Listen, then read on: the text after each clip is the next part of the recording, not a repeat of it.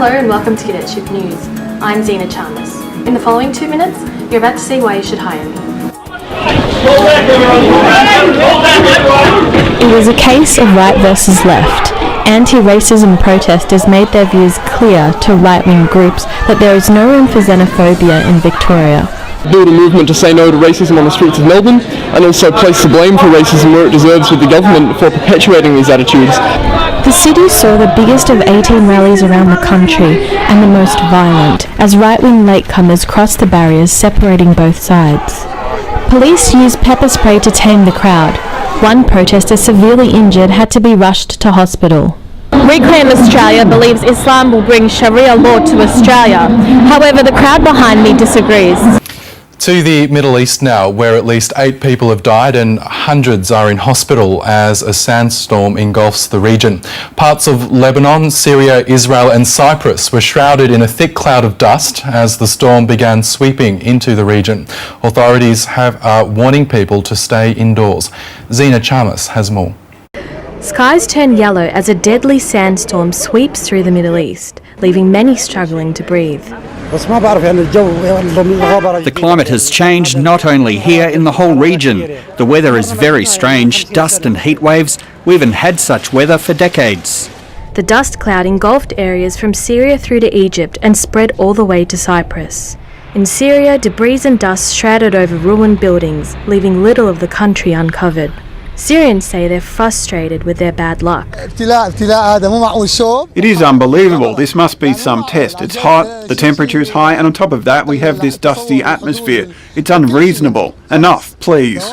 Lebanon was among the worst hit, with almost 100 people hospitalised in the Bekaa Valley.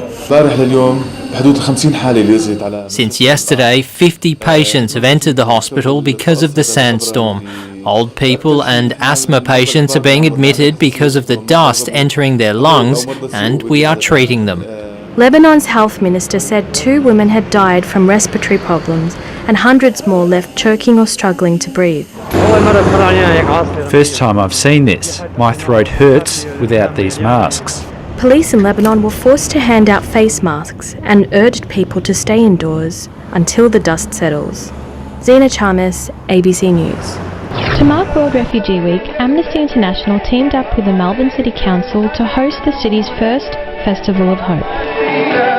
Moreland is one community proudly diverse. We're known as a city that has a significant intake of new arrivals. The festival is a celebration of hope to show Victorians the benefits that refugees make to our society. With a display of arts, crafts and music, the Festival of Hope aimed to connect Australians with the refugees living amongst them. I'm happy to live in Australia and I want freedom for everybody. But when it comes down to it, I don't think anyone wants to see refugees and asylum seekers, particularly children, abused in offshore detention centres. Nobody wants that.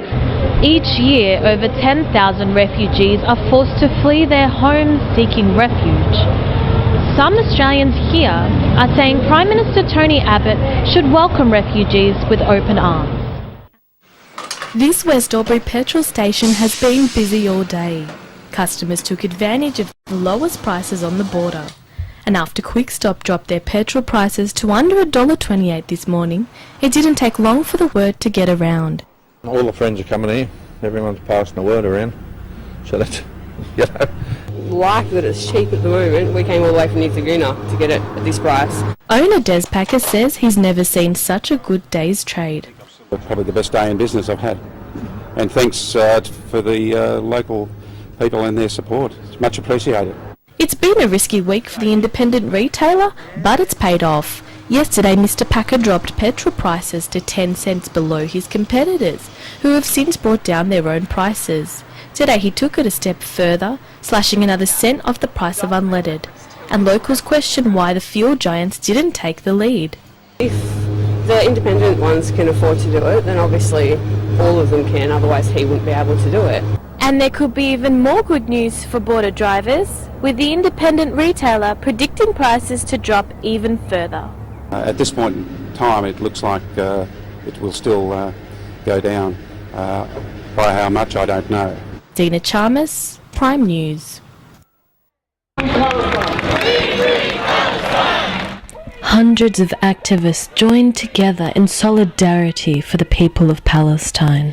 The State Library transformed into a platform for eager voices, both sides of the conflict standing together with the same message. We are here to stand with Palestine and express our solidarity with Palestine and express that we are angry about Israel's heavy-handed atrocities against our people. Including Daniel Taylor from Jews Against Israeli Apartheid. I'm here to say that I think people all around the world, including in Australia, have a duty to stand up against an apartheid regime that exists in Israel. And what he thinks of the Israeli Prime Minister's recent allegations on the Holocaust? Yeah, well, it's just another example of the outrageous slanders that are levelled against the Palestinian people whenever they stand up for themselves against the occupation.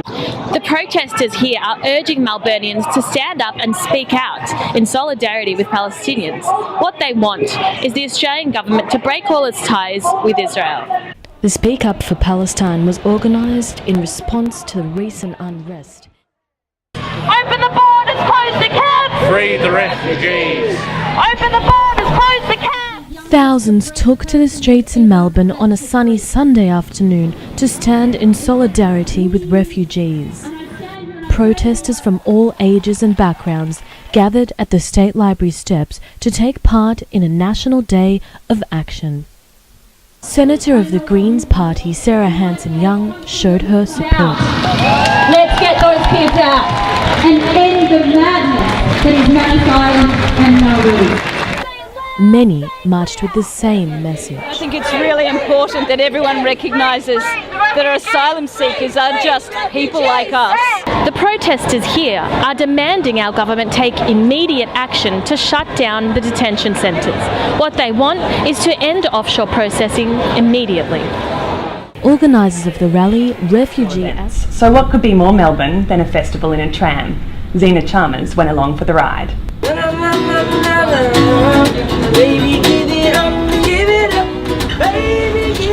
You could mistake him for a busker on a Melbourne tram. The former winner of Triple J's Unearthed is here for the first Tram Fest. Laying down the tracks were upcoming Australian talent, invited by organisers Yarra Trams and La Trobe University. Singing away the winter blues on number 86, commuters enjoyed the Sunday sounds. It's really awesome actually, to just get on the tram and listen to the music.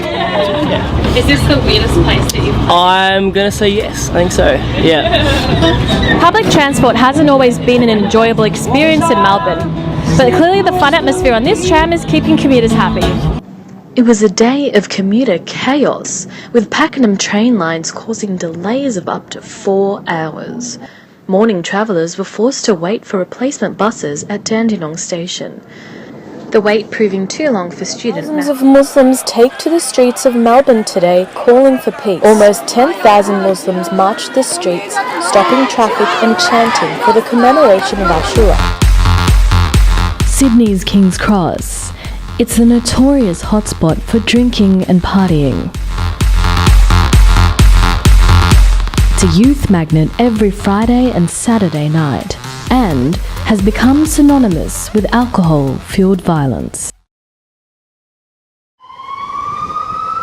Since the death of 2 teenagers at the Cross in 2012. Despite being a victim of alcohol-related violence himself, Nelson doesn't believe that locking people in is the only solution. So what are some of the alternatives? Youth drug and alcohol experts are saying there are more than one contributing reasons as to why young people are getting violent when they drink. And there are other solutions to these problems. Youth drug and alcohol project. Zena Chamas, Prime News. You're settling wages, mate. What the fuck is going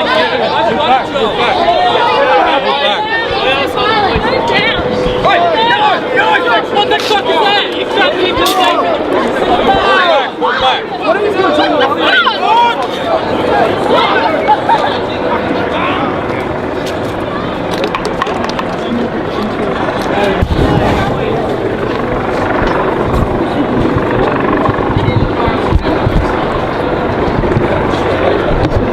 Can I just get one of you guys to explain what the conflict was Beg about? pardon? Can you explain what the conflict was about? Oh, just some left-wing scum was trying to take a bloke's Aussie flag.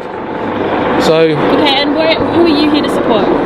UPF? And what are your views on what's going on at the moment? Well, I think it's fair, it's right, it's good. So could you elaborate on that a little bit? Not really. You put me on the So spot. what are your views on Muslims at the moment? Well, I think their Showreel law should not even be considered to be And a what thing proof here. do you have that Sharia law is coming to Australia? It's already It's here. Yeah, can I... It's already can I- here. Do you guys have proof? It's already here. It's your left-wing media that denies it, and you're part of the media that deny it. Media, we're online media. Yeah, We're independent. independent. So we're just trying to report the truth. So we need to get aside from Reclaim Australia. Would you guys be happy to be... We're not speaking on behalf of Who are Reclaim. you speaking on behalf of? I'm not speaking on behalf of anyone. We're here to just celebrate the everyday, what's the word? Yeah, patriotism and the everyday rights that we have as, Australians, and these people are trying to change that. These people being... Being lefties, left-wing. Socialists. Have to be different, and 9 times out of 10, they're uni students under the age of 25 who have no real grasp of what it means to be Australian. What does it mean to be Australian to you? I'm not getting on media.